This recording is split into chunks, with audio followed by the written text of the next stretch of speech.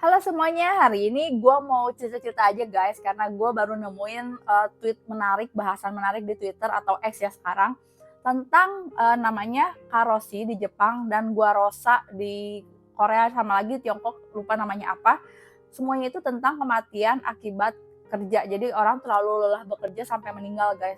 Dan ini banyak dijumpai orang-orang muda, generasi-generasi yang sebenarnya puncak-puncaknya umur 30 tahun, 35, lagi masa-masa aktif bekerja begitu. Dan ini pun mempengaruhi sama rendahnya angka kelahiran di Asia Timur. Bahkan ya guys, di Tiongkok sendiri kan asalnya dicanangkan untuk punya anak cuma satu keluarga. Sekarang itu malah pemerintahnya nyaranin untuk satu keluarga lebih dari satu anak, karena anak-anaknya semakin sedikit guys. Jadi generasi tua semakin banyak, jadi dilihatnya generasi mudanya semakin sedikit, kurang lebih seperti itu. Yang lebih parah lagi seperti di Jepang, banyak sekali TK-TK yang tutup, bahkan ada TK yang cuma 1-2 orang anaknya. Jadi kita bakal jarang lihat anak-anak lah di Jepang dan terutama Korea. Bahkan gue baca di Google itu angka kelahiran di Korea tuh udah 6 tahun berturut-turut paling rendah di dunia. Belum lagi angka bunuh diri yang tinggi, kebayang nggak? Angka kelahiran rendah, angka bunuh diri tinggi. Semakin lama penduduknya semakin sedikit guys. Nah, pemerintah Jepang, Korea sendiri sampai ngasih iming-iming uang buat orang-orang yang punya anak, kayak lo kok punya anak dikasih berapa miliar, lo kok punya anak dikasih tunjangan gitu. Itu pun nggak ngebantu guys. Nah, kenapa bisa seperti itu? Nah, di Korea sendiri gue lihat tuh awalnya dari 2020 aja 0,8 anak per pasangan. Di tahun 2024 lebih parah lagi guys, 0,68 anak per pasangan. Nah, gue nemuin satu Twitter-nya Jen McKenzie, dari kalau nggak salah dia reporter BBC, sorry kalau salah. Dia tuh mewawancarai kenapa wanita di Korea tuh mutusin buat child free, bahkan nggak mau menikah guys gitu. Nah, ada beberapa hal yang tadi masuk ya soal bekerja. Yang pertama dulu gue mau bahas tentang budaya patriarki. Jadi di Korea itu budaya patriarkinya kuat sekali guys. Gue pikir di Indonesia udah cukup kuat ya, tapi ternyata di Korea tuh jauh lebih parah patriarkinya. Jadi lu yang tinggal di Indonesia itu masih bersyukur ya, perempuan masih banyak dihargai. Nah, si Jen ini tuh wawancara satu cewek namanya Yejin, umur 30 tahun. Kok lu nggak mau menikah gitu?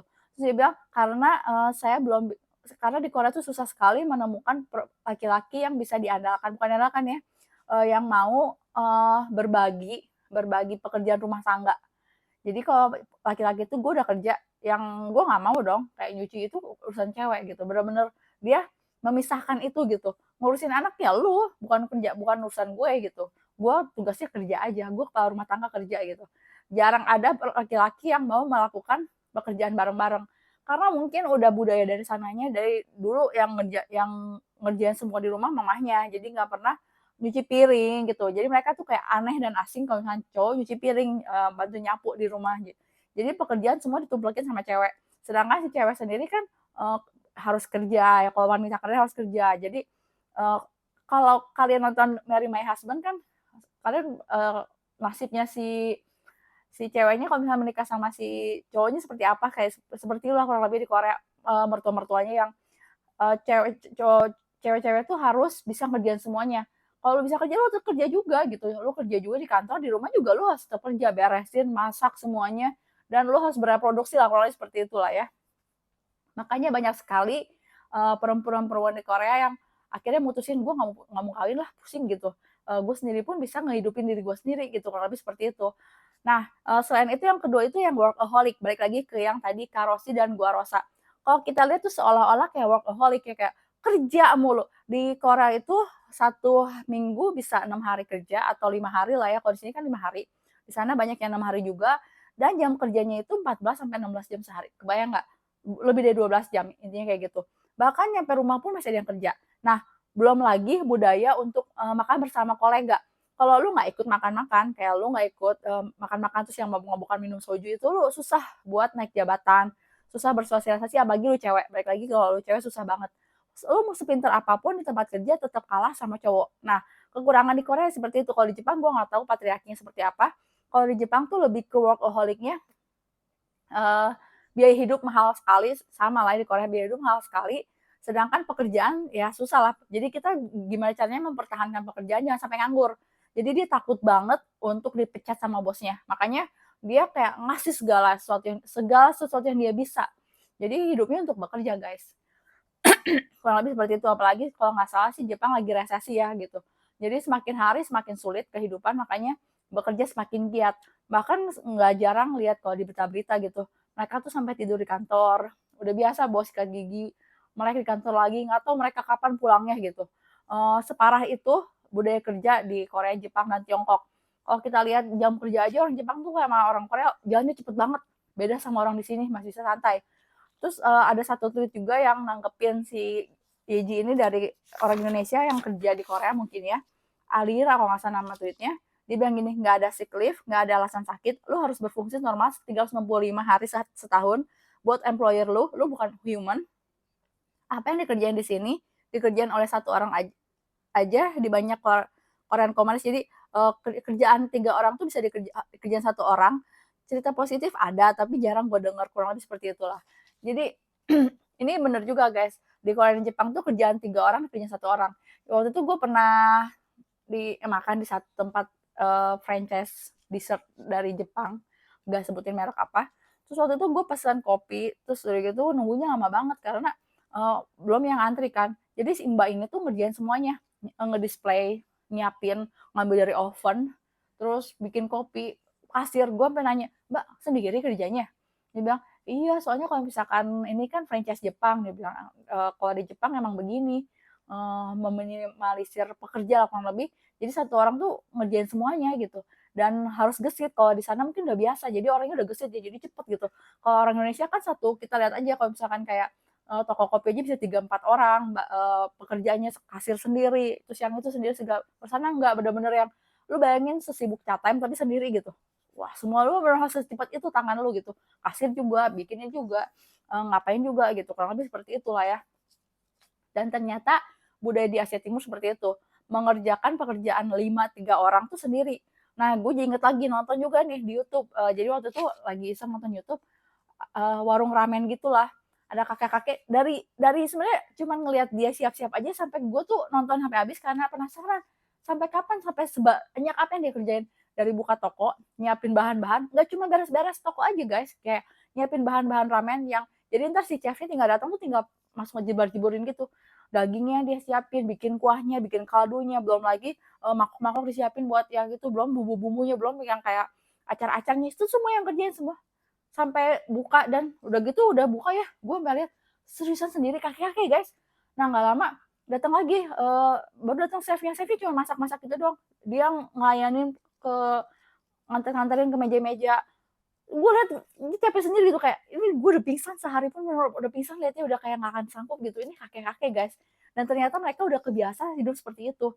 Makanya jangankan gimana ya mau punya anak udah capek duluan gitu karena hidup sendiri buat biayain hidup sendiri aja udah capek apalagi punya anak.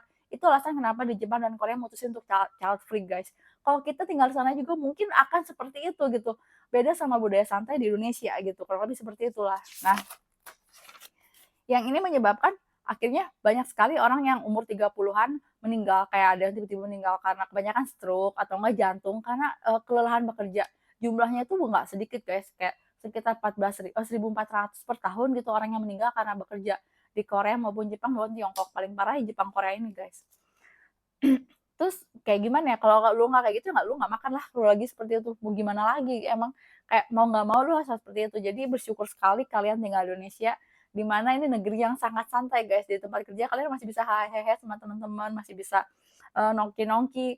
Kalau di sana katanya boro-boro lah ngobrol sama teman kerja, ngobrolnya ntar pas pulang kerja itu yang makan-makan bersama. Sisanya lu susah bersosialisasi, bahkan lu silent banget di kantor, bener-bener fokus ngerjain kerjaan lu gitu. Makanya negaranya majunya cepet gitu dibanding Indonesia, padahal merdekanya barengan guys. Lagi seperti itu. Nah yang ketiga, biaya pendidikan tinggi. Kenapa orang mutusin child free?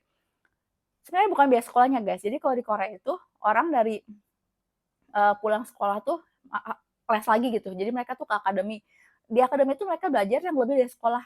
Dan itu harus biayanya tadi gue lihatnya 11 juta per bulan kalau di Indonesia. 11 juta per bulan untuk satu anak. Cuman buat biaya pendidikan doang. Jadi orang lebih mikir juga, gila gue kalau punya anak gimana ya, biaya makan, belum biaya pakaian, segala macam. Pendidikannya udah 11 juta per bulan guys. Jadi mau setinggi apapun pendapatan lu juga, lu harus punya persiapan yang sangat-sangat matang untuk punya anak gitu. Lalu ada juga yang diwawancara sama si Jen McKenzie ini, dia bilang, "Iya, gue 20 tahun belajar sampai nggak ada waktu buat main." Jadi kayak masa anak-anak tuh hilang karena isinya belajar, belajar, dan belajar. Mereka tuh bener-bener kayak, kalau lu tuh nggak bisa nggak kuliah di Korea, kalau lu nggak kuliah lu nggak akan jadi apa-apa, kasarnya seperti itu. Dan lu udah tinggi setinggi-tinggi akhirnya lu jadi pekerja juga seperti itu lagi. Makanya, banyak yang pengen jadi artis, konten kreator lebih ke dunia hiburan karena udah bosen guys kayak gitu. Dan dia bilang, "Gue nggak mau anak gue juga kayak gitu," ngerasain hidup yang nggak enak seperti ini gitu. Jadi makanya, orang itu lagi-lagi mutusin buat child free. Lalu yang keempat tuh lingkungan. Gue kaget juga sih baca ternyata ada beberapa, tempat di Korea yang tidak memperbolehkan bawa anak. Jadi, tidak untuk anak-anak gitu. Jadi mereka tuh suka ketenangan, mereka tuh nggak suka berisik. Jadi kalau misalkan anak-anak di Korea tuh udah tahu di rumahnya tuh nggak bisa teriak-teriak kayak anak Indonesia yang, wah heboh banget, tetangga kanan kiri bisa denger, di sana nggak bisa kayak gitu. Jadi, kebahagiaannya makin lama makin rendah lah guys, kurang lebih seperti itu. Dan balik lagi ke yang kerja tadi gue ada yang lupa. Jadi, yang lebih ngerinya lagi gini, cuti sakit sakit, susah kan katanya. Kalau misalkan lu, bilang ke bos lu gitu, "Gue nggak enak badan," apa aja yang bos lu bilang, "Sana, V-drip aja." V-drip tuh kalau gue tadi nyari tuh diinfus ke rumah sakit, diinfus, balik lagi kerja. Bahkan ada yang dia hari weekend tuh pas libur sengaja ke rumah sakit buat infus supaya pas hari Senin dia kerja tuh punya stamina lagi gitu. Separah itu budaya Asia Timur yang benar-benar gimana ya, mengejar mengejar gimana ya, nggak ngerti lah apa yang dikejar. Jadi intinya, yang kalian tonton di drama Korea dan dorama itu ya nggak semanis kenyataannya gitu. Jadi intinya sangat bersyukur untuk tinggal di Indonesia yang kalian mungkin sebut negara yang penuh dengan kelucuannya, terus negara yang, Wakaka Clan, Wakanda, segala macam Konoha dengan segala dramanya, tapi bersyukur sekali karena di sini tuh lu bisa santai banget, masih bisa main, anak-anak SD, SMP masih bisa happy main sama teman-temannya ke mall. Ada yang les, tapi nggak separah di sana gitu.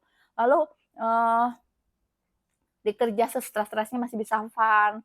Walaupun ya emang sih gaji di sana lebih tinggi karena kan emang tuntutan kerja lebih besar, tapi kan buat apa lu punya gaji besar dan alhasil lu nggak bisa nikmatin hidup lu gitu. Kayak hidup itu cuma sekali tuh bener-bener nggak bisa nikmatin karena hidup lu cuma buat bekerja.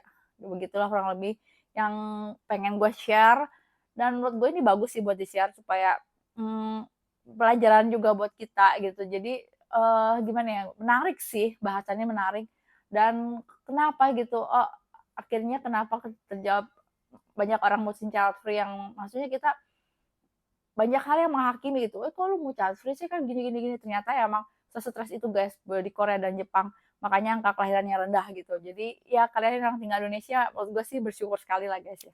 Oke sekian dari gue, nanti kita ketemu di konten berikutnya. Kalau misalnya ada salah-salah kata sorry, bye.